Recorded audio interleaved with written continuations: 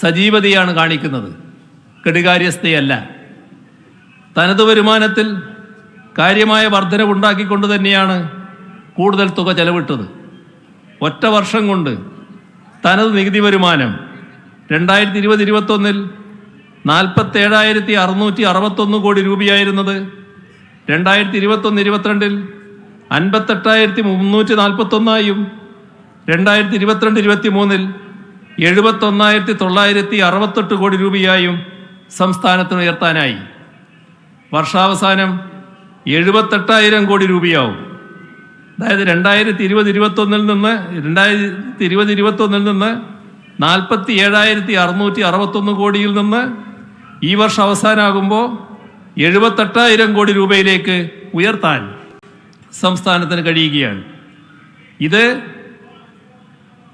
കേന്ദ്ര ഗവൺമെൻറ്റിൻ്റെ ഭാഗത്തു നിന്നുള്ള എല്ലാ ദ്രോഹ നടപടികളും ഉണ്ടായിട്ടും കേരളത്തിലെ സാമ്പത്തിക നിശ്ചലത ഉണ്ടായില്ല എന്നാണ് വ്യക്തമാകുന്നത്.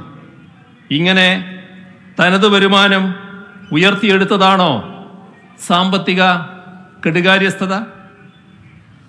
കേന്ദ്രത്തിൻ്റെ വിപരീത നിലപാടുകളൊക്കെ ഉണ്ടായിട്ടും ക്ഷേമ സേവന മേഖലകളിൽ ഒരു കുറവും വരുത്തിയില്ല. കാര്യമായ വർധനവ് ഉണ്ടാക്കാനും കഴിഞ്ഞു. 65 രൂപ സംസ്ഥാനം പിരിച്ചെടുത്താൽ 35 രൂപ കേന്ദ്രം തരുമെന്നാണ് കണക്ക്. കേരളം തനത് നികുതി വരുമാനമായി 79 രൂപ പിരിച്ചെടുക്കുമ്പോൾ കേന്ദ്രം തരുന്നത് 21 രൂപയാണ്. ഇത് മറ്റ് ചില സംസ്ഥാനങ്ങളുടെ കണക്ക് നോക്കണം.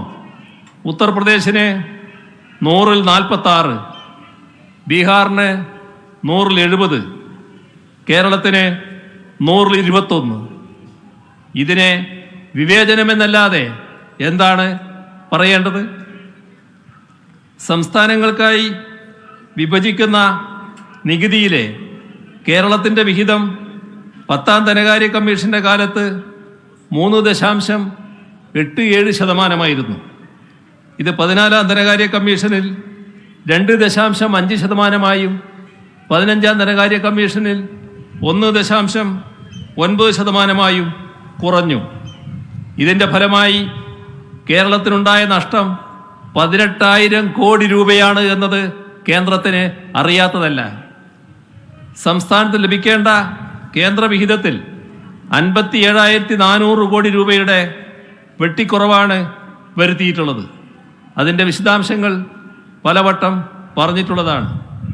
GST നഷ്ടപരിഹാരം നിർത്തലാക്കിയതിനെ തുടർന്ന് 12,000 കോടി, റവന്യൂ ഡെഫിസിറ്റ് ഗ്രാന്റ് ഇനത്തിൽ 8,400 കോടി, നേരത്തെ പറഞ്ഞ കിഫ്ബിയുടെ അതേപോലെ പെൻഷൻ കമ്പനിയുടെ വായ്പകൾ പൊതുകടമായി കണക്കാക്കിയതിലൂടെ കടപരിധിയിൽ വെട്ടിക്കുറവ് വരുത്തിയതിൻ്റെ ഭാഗമായി 7,000 കോടി, പബ്ലിക് അക്കൗണ്ടിലുള്ള പണം പൊതുകടത്തിലേക്ക് ഉൾപ്പെടുത്തിയതിലൂടെ 12,000 കോടി.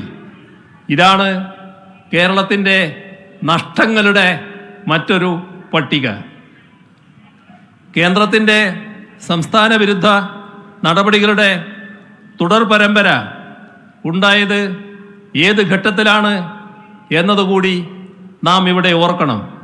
അഭൂതപൂർവമായ നൂറ്റാണ്ടിലെ മഹാപ്രളയം, നിപ്പ, കോവിഡ് തുടങ്ങിയ മഹാമാരികൾ, ഇവയെല്ലാം കൊണ്ട് കേരളം വലിയ തോതിൽ ദുരന്തത്തിലായ ഘട്ടം. വല്ല വിധേനയും അതിൽ നിന്ന് കരകയറി ഒന്ന് പച്ചപിടിക്കാൻ കേരളം തീവ്ര ശ്രമം നടത്തുമ്പോൾ പ്രത്യേക സഹായത്തിലൂടെ സാധാരണ നിലയിൽ കേന്ദ്രം ആ സംസ്ഥാനത്തെ പിന്തുണയ്ക്കുകയാണ് ചെയ്യേണ്ടത്. എന്നാൽ അതേ ഘട്ടത്തിൽ തന്നെയാണ് ഈ ദ്രോഹ നടപടികളുടെ തുടർച്ച സംസ്ഥാനത്ത് നേരെ ഉണ്ടായത്. എത്ര ക്രൂരമാണിത്! ഇത് ചൂണ്ടിക്കാട്ടുമ്പോൾ രാഷ്ട്രീയ പ്രേരിതം എന്ന് പറയുന്നത് മനുഷ്യത്വമില്ലായ്മ കൊണ്ടാണ് എന്ന് മാത്രമേ പറയാനുള്ളൂ. പ്രതിസന്ധികളുടെ ഘട്ടത്തിലും രാജ്യത്തിന് തന്നെ അഭിമാനകരമായ അനവധി നേട്ടങ്ങൾ കേരളത്തിന് സ്വന്തമാക്കാനായിട്ടുണ്ട്. നീതി ആയോഗിൻ്റെ ദേശീയ മൾട്ടി ഡയമെൻഷൻസ് ദാരിദ്ര്യ സൂചികയിൽ കുറവ് ദാരിദ്ര്യമുള്ള സംസ്ഥാനം, നീതി ആയോഗ് തയ്യാറാക്കിയ സുസ്ഥിര വികസന സൂചികകൾ പ്രകാരം രാജ്യത്ത് ഒന്നാമത്തെ സംസ്ഥാനം. 2021 പബ്ലിക് അഫയേഴ്സ് ഇൻഡെക്സിൽ 1-ാം സ്ഥാനം. കേന്ദ്ര വിദ്യാഭ്യാസ മന്ത്രാലയത്തിൻ്റെ മികവിൻ്റെ സൂചികയിൽ 1-ാം സ്ഥാനം. നീതി ആയോഗിൻ്റെ ആരോഗ്യ സൂചികയിൽ 1-ാം സ്ഥാനം. ഏറ്റവും കൂടുതൽ സൗജന്യ ചികിത്സ നൽകിയ സംസ്ഥാനത്തിനുള്ള കേന്ദ്ര സർക്കാരിൻ്റെ ആരോഗ്യമന്ത്രൻ പുരസ്കാരം. ഇന്ത്യ ടുഡേ നടത്തിയ ഹാപ്പിനെസ് ഇൻഡെക്സ് സർവേയിൽ 1-ാം സ്ഥാനം തുടങ്ങി അസംഖ്യം നേട്ടങ്ങൾ കഴിഞ്ഞ 8 വർഷക്കാലയളവിൽ കേരളത്തിന് സ്വന്തമാക്കാനായി.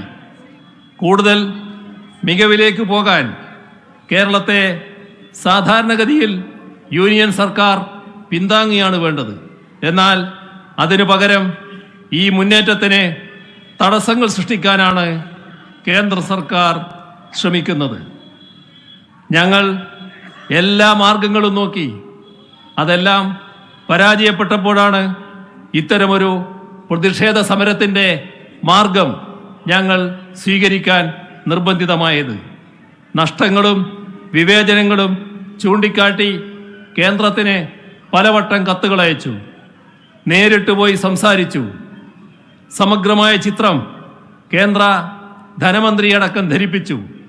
പ്രധാനമന്ത്രിയടക്കം രേഖാമൂലം ബോധ്യപ്പെടുത്താൻ ശ്രമിച്ചു. 1 വർഷത്തിലേറെയായി നിരന്തരമായി എല്ലാ വഴിക്കും ശ്രമിച്ചിട്ടും കേന്ദ്രത്തിൻ്റെ ഭാഗത്തു നിന്ന് ഒരു പ്രതികരണവുമില്ല.